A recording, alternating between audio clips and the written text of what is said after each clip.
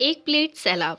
मई की सांझ 6:30 बजे हैं। कुछ देर पहले जो धूप चारों ओर फैली पड़ी थी, अब फीकी पड़कर इमारतों की छत पर सिमट आई है, मानो निरंतर समाप्त होते अपने अस्तित्व को बचाए रखने के लिए उसने कसकर कगारों को पकड़ लिया हो। आग बरसाती हुई हवा और पसीने की बदबू से बहुत बोझिल हो आई है। 5 बजे तक जितने भी लोग ऑफिस की बड़ी बड़ी इमारतों में बंद थे, इस समय बरसाती नदी की तरह सड़कों पर फैल गए हैं। रिगल के सामने वाले फुटपाथ पर चलने वालों और हॉकर्स का मिला जुला शोर चारों ओर गूंज रहा है। गजरे बेचने वालों के पास से गुजरने पर सुगंध भरी तरावट का एहसास होता है, इसीलिए ना खरीदने पर भी लोगों को उसके पास खड़ा होना या उसके पास से गुजरना अच्छा लगता है। टी हाउस भरा हुआ है, उसका अपना ही शोर काफ़ी है। फिर बाहर का शोर सरावा बिना किसी रुकावट के खुले दरवाजों से भीतर आ रहा है। छतों पर फुल स्पीड में घूमते पंखे भी ऐसे आग बरसा रहे हैं, एक क्षण को आंखें मूंद लो तो आपको पता नहीं लगेगा कि आप टी हाउस में हैं या फुटपाथ पर। वही गर्मी, वही शोर। गेलैंड भी भरा हुआ है। पुरुष अपने एयर कंडीशनर चैम्बरों से थककर और औरतें अपने अपने घरों से ऊबकर मन बहलाने के लिए यहाँ आ बैठे हैं। यहाँ न गर्मी है न भन्नाता हुआ शोर। चारों ओर हल्का शीतल दूधिया आलोक फैल रहा है और विभिन्न सेंटों की मादक कॉकटेल हवा में तैर रही है। टेबलों पर से उठते हुए फुसफुसाते से स्वर संगीत में ही डूब जाते हैं।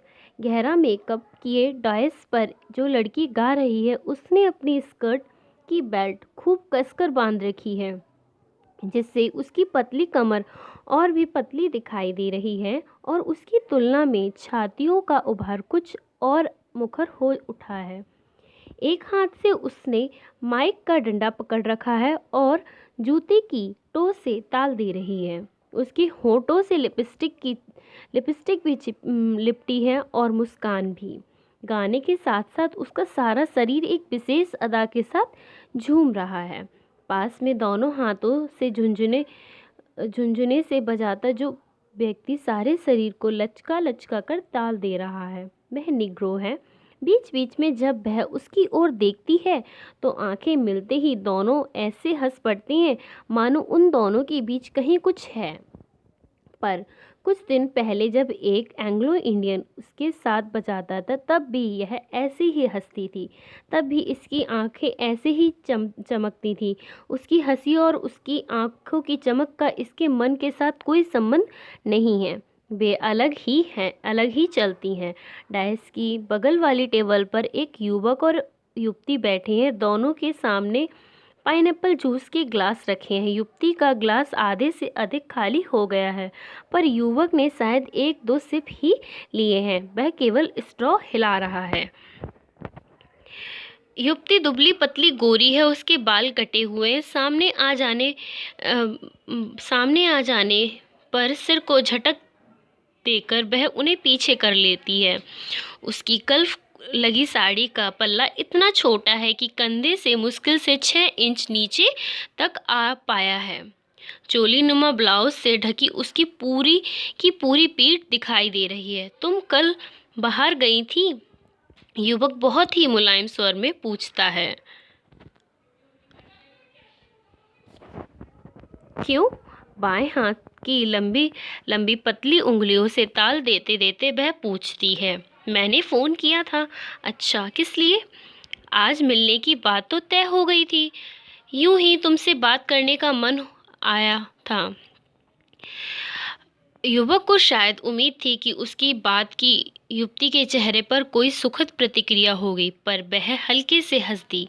युवक उत्तर की प्रतीक्षा में उसके चेहरे की ओर देखता रहा, पर युवती का ध्यान शायद इधर उधर के लोगों में उलझ गया था। इस पर युवक खिन्न हो गया। वह युवती के मुंह से सुनना चाह रहा था कि वह कल विपिन के साथ स्कूटर पर घूम रही थी। इस बात के जवाब में वह क्या क्या करेगा यह सब भी उसने सोच लिया था और कल शाम से लेकर अभी युवती के आने से पहले तक उसको कई बार दोहरा भी लिया था।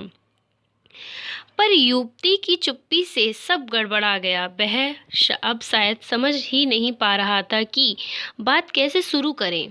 ओ गौरा, बालकनी की ओर देखते हुए युवती के मुंह से निकला, यह सारी की सारी बालकनी किसने रिजर्व करवा ली है?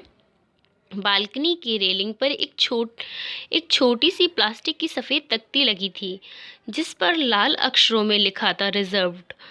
युवक ने सिर झुकाकर एक सिप लिया। मैं तुमसे कुछ बात करना चाहता हूँ। उसकी आवाज़ कुछ भारी हो आई थी, जैसे गला बैठ गया हो। युवती ने सिप लेकर अपनी आंखें युवक के चेहरे पर टिका दी। वह हल्के हल्के मुस्कुरा रही थी और युवक को उसकी मुस्कुराहट से थोड़ा कष्ट हो रहा था। देखो, मैं इस सारी बात में बहुत गंभीर हूँ, झिझकते से स्वर में वह बोला। गंभीर? युवती खिलखिला पड़ी तो उसके बाल आगे और झूल आए। सिर झटक कर उसने पीछे किए। मैं तो कभी किसी चीज़ को गंभीरता से लेने में विश्वास नहीं करती। यह दिन तो हंसने खेलने के हैं, हर चीज़ को हल्के फुल्के ढंग से लेने के हैं। गंभीरता तो बुढ़ापे की निशानी है। बूढ़े लोग मच्छर और मौसम को भी बहुत गंभीरता से लेते हैं, और मैं अभी बूढ़ा नहीं होना चाहती। और उसने अपने दोनों कंधे जोर से उचका लिए। वह फिर गाना सुनने में लग गई। युवक का मन हुआ कि वह उसकी मुलाकातों और पुराने पात्रों का हवाला देकर उससे अनेक बातें पूछे, पर बात उसके गले में अटक कर रह गई और वह खाली खाली नज़रों से इधर उधर देखने लगा। उसकी नज़र रिजर्व्ड की उस तख्ती पर जा लगी। एकाएक उसे लगने लगा जैसे वह तख्ती वहाँ से उठकर उन दोनों के बीच आ गई है और प्लास्टिक के लाल अक्षर नियॉन लाइट के अक्षरों की तरह दिप दिप करने लगे। तभी गाना बंद हो गया और सारे हॉल में तालियों की गड़गड़ाहट गूंज उठी। गाना बंद होने के साथ ही लोगों की आवाज़ें धीमी हो गई, पर हॉल के बीचों बीच एक छोटी टेबल के सामने बैठे एक स्थूलकाय खद्दरधारी व्यक्ति का धारा प्रवाह भाषण स्वर के उसी स्तर पर जारी रहा। सामने पतलून और बुशर्ट पहने एक दुबला पतला व्यक्ति उनकी बातों को बड़े ध्यान से सुन रहा था। उसने उनके बोलने से थोड़ा थोड़ा थूक उछल रहा था, जिसे सामने वाले व्यक्ति ऐसे पोंछता है कि उन्हें मालूम ना हो, पर उनके पास शायद इन छोटी मोटी बातों पर ध्यान देने लायक समय ही नहीं है। वे मूड में आए हुए हैं। गांधी जी की पुकार पर कौन व्यक्ति अपने को रोक सकता है भला? क्या दिन थे बेबी, मैंने बिजनेस की तो की ऐसी की तैसी और देश सेवा के काम में जुट गया। फिर तो सारी जिंदगी पॉलिटिकल सफरार की तरह ही गुजार दी। सामने वाले व्यक्ति चेहरे पर श्रद्धा के भाव लाने का भरसक प्रयत्न करने लगा। देश आज़ाद हुआ तो लगा कि असली काम तो अब करना है। सब लोग पीछे पड़े कि मैं खड़ा हो जाऊं। मिनिस्ट्री पक्की है, पर नहीं साहब, यह काम अब अपने बस का नहीं रहा। जेल के जीवन ने काया को जर्जर कर दिया है। फिर यह भी लगा कि नव निर्माण में नया खून ही आना चाहिए। सो बहुत पीछे पड़े तो बेटे को झोंका इस चक्कर में। उन्हें समझाया, जिंदगी भर के हमारे त्याग और परिश्रम का फल है यह आज़ादी। तुम लोग अब इसकी लाज रखो, बिजनेस हम संभाल लेंगे। युवक शब्दों को ढेलता सा बोला, आपकी देशभक्ति को कौन नहीं जानता। वे संतोष की एक डकार लेते हैं और जेब से रुमाल निकालकर अपना मुंह और मूंछों को साफ करते हैं। रुमाल वापस जेब में रखते हैं और पहलू बदलकर दूसरी जेब से चांदी की डिब्बियां निकालकर पहले खुद पान खाते हैं, फिर सामने वाले व्यक्ति की ओर बढ़ा देते हैं। जी नहीं, मैं पान नहीं खाता। कृतज्ञता के साथ ही उसके चेहरे पर बेचैनी का भाव उभर जाता है। एक यही लत है जो छूटती नहीं। पान की डिब्बियाँ को वापस जेब में रखते हुए वे कहते, इंग्लैंड गया तो हर सप्ताह हवाई जहाज से पानों की गड्डी आती थी। जब मन की बेचैनी केवल चेहरे से नहीं संभलती तो वह धीरे धीरे हाथ रगड़ने लगता है। पान को मुंह में एक और ठेल ठेल कर वे थोड़ा सा हकलाते हुए कहते हैं, अब आज की ही मिसाल लो। हमारे वर्ग का एक भी आदमी गिना दो जो अपने यहाँ के कर्मचारी की शिकायत इस प्रकार सुनाता हो। पर जैसा कि तुम्हारा केस मेरे सामने आया, मैंने तुम्हें यहाँ बुलाया। जी हाँ, उसके चेहरे पर कृतज्ञता का भाव और अधिक मुखर हो जाता है। वह अपनी बात शुरू करने के लिए शब्द ढूंढने लगता है। उसने बहुत विस्तार से बात करने की योजना बनाई थी, पर अब सारी बात को संक्षेप में कह देना चाहते हैं। सुना है तुम कुछ लिखते लिखाते भी हो। एकाएक हॉल में फिर संगीत गूंज उठा। वे अपनी आवाज़ को थोड़ा और ऊंचा करते हैं। युवक का उत्साह चेहरा थोड़ा और आगे को झुक जाता है। तुम चाहो तो हमारी इस मुलाकात पर एक लेख लिख सकते हो। मेरा मतलब, लोगों को ऐसी बातों से नसीहत और प्रेरणा लेनी चाहिए। यानी पान शायद उन्हें वाक्य पूरा नहीं करने देता। तभी बीच की टेबल पर आई उई का शोर होता है और सबका ध्यान अनायास ही उधर चला जाता है। बहुत देर से ही वह टेबल लोगों का ध्यान अनायास ही खींच रही थी। किसी के हाथ से कॉफ़ी का प्याला गिर पड़ा है। बहरा झाड़न लेकर दौड़ पड़ा और असिस्टेंट मैनेजर भी आ गया। 2 लड़कियां खड़ी होकर अपने कुर्तों को रुमाल से पोंछ रही हैं। बाकी लड़कियां हंस रही हैं। सभी लड़कियों ने चूड़ीदार पजामे और ढीले ढाले कुर्ते पहन रखे हैं। केवल एक लड़की साड़ी में है और उसने ऊंचा सा जूड़ा बना रखा है। बातचीत और हाव भाव से वह मेरिंडियंस लग रही है। मेज साफ होते ही खड़ी लड़कियां बैठ जाती हैं और उनकी बातों का टूटा क्रम चल पड़ता है। पापा को इस बार हार्ट अटैक हुआ है, सो छुट्टियों में कहीं बाहर तो जा नहीं सकेंगे। हमने तो सारी छुट्टियां यहीं बोर होना है। मैं और मम्मी सप्ताह में एक पिक्चर तो देखते ही हैं। It's a must for us. छुट्टियों में तो हमने 2 देखनी है। हमारी किटी ने बड़े स्वीट पप्स दिए हैं। डैडी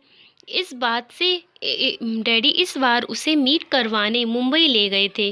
किसी प्रिंस का एलेक्सेनियर था। मम्मी बहुत बिगड़ी थी। उन्हें तो दुनिया में सब कुछ बेस्ट करना ही लगता है, पर डैडी ने मेरी बात रख ली।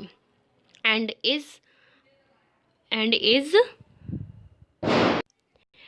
Is paid us also.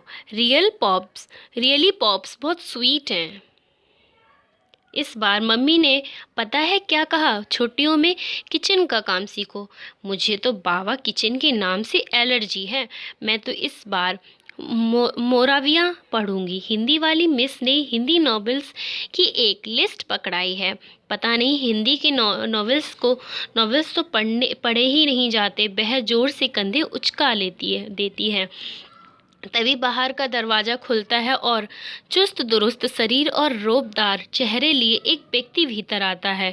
भीतर का दरवाज़ा खुलता है तब वह बाहर का दरवाज़ा बंद हो चुका होता है, इसीलिए बाहर के शोर और गर्म हवा का लवलेज भी भीतर नहीं आ पाता है। सीढ़ियों के पास वाले कोने की छोटी सी टेबल पर दीवार से पीठ सटाए एक महिला बड़ी देर से बैठी है। ढलती उम्र के प्रभाव को भरसक मेकअप से दबा रखा है। उसके सामने कॉफ़ी का प्याला रखा है और वह बेमतलब थोड़ी देर के लिए सब टेबलों की ओर देख लेती है।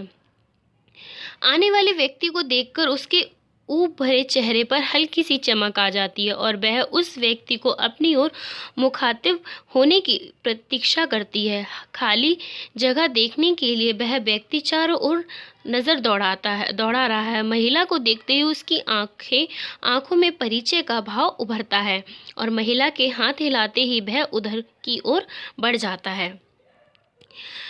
हेलो, आज बहुत दिन बाद दिखाई दी मिसेस रावत। फिर कुर्सी पर बैठने से पहले पूछता है, आप यहाँ किसी के लिए वेट तो नहीं कर रही हैं?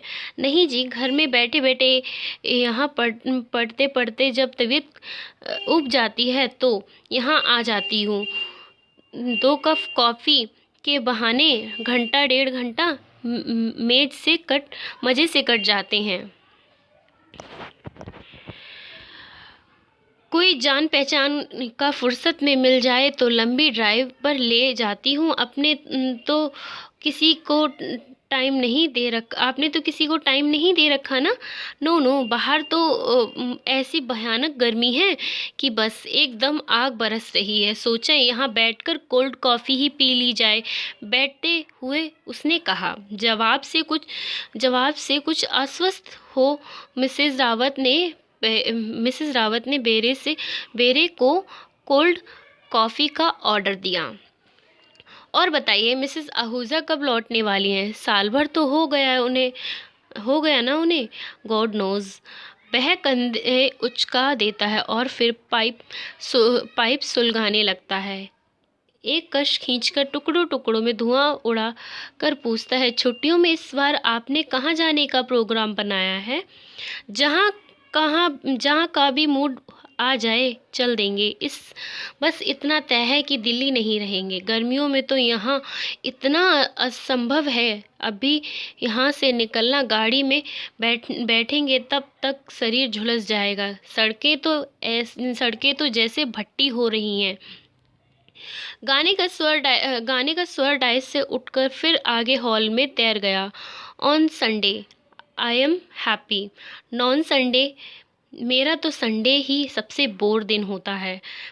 तभी संगीत के स्वर लहरियों के साथ में फैले हुए भिनभिनाते से शोर को चीरता हुआ एक असंयत सा कोलाहल सारे हॉल में फैल जाता है। सबकी नज़र दरवाजे की ओर उठ जाती है। विचित्र दृश्य है। बाहर और भीतर के दरवाजे के साथ खुल गए हैं और नन्हे मुन्ने बच्चे के 2-2 4-4 के झुंड हल्ला गुल्ला करते भीतर घुस रहे हैं। सड़क का एक टुकड़ा दिखाई दे रहा है जिस पर एक स्टेशन वैगन खड़ी है। आसपास कुछ दर्शक खड़े हैं और उसमें से बच्चे उछल कर भीतर दाखिल हो रहे हैं। बॉबी, इधर आजा निद्दू, मेरा डिब्बा लेते आना। बच्चों के इस शोर के साथ साथ बाहर का शोर भी भीतर आ रहा है। बच्चे टेबलों से टकराते एक दूसरे को धकेलते हुए सीढ़ी पर जाते हैं। लकड़ी की सीढ़ियाँ कारपेट बिछा होने के बावजूद धम धम करके बज उठी हैं। हॉल की संयत शिष्टता एक झटके के साथ बिखर जाती है।